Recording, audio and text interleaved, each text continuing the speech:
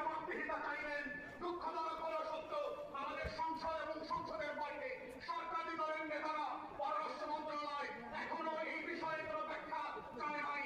আমরা সংসদ গোষ্ঠী এখন চলমান আছে, বাজেট অধিবেশনে আমরা চাইব মাননীয় প্রধানমন্ত্রী এবং পররাষ্ট্রমন্ত্রী অথবা পররাষ্ট্রমন্ত্রীর বদলে যিনি সকল বিষয়ের মন্ত্রী সেই ডেপুটি প্রাইম মিনিস্টার যেন কথা বলেন, বাংলায় না পারলে সংবিধান খুঁজে বের করেন কোন ধারার বদলে মমতাকে এবং দিল্লিকে চিঠি লেখা যায়, তেমন একটা ধারা সংবিধান খুঁজে বের করতে পারলে আমরা বুঝবো আপনারা স্বাধীনতার পক্ষে সংবিধান করেন, আপনারা আজাদির পক্ষে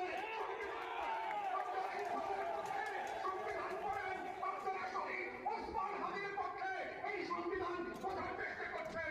যদি না করতে পারেন আমরা ধরে নেব। পুলিশের সামনে বক্তব্য দিচ্ছেন, রাজনৈতিক কারণে পুলিশকে ব্যবহার করবার কারণে আইন শৃঙ্খলা বাহিনী ভেঙে পড়েছে। সেই অনুষ্ঠানে পুলিশের ডিআইজি প্রোগ্রাম টোগ্রাম গেলে পানি কম খাওয়ানো এবার কি চলবে আপনি কি ভিডিও করতেছেন বাবরি কি ব্যাকগ্রাউন্ড দেয়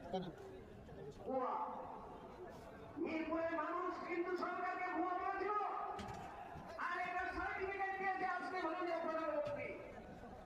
উনি বলেছেন বিরোধী দল এই বাজেট সম্পর্কে যে আন্দোলন করে সেই আন্দোলন নাকি বিড়ি সিগারেটের বিরুদ্ধে কর বাড়ানোর জন্য। যুদ্ধের শরীকগণ, আমার সামনে কলকাতাবাসী, আসসালামু আলাইকুম ওয়া রাহমাতুল্লাহ।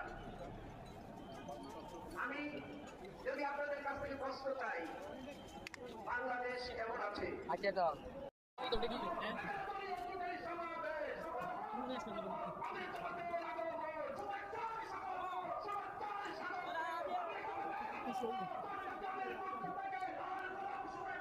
খাওয়াইছি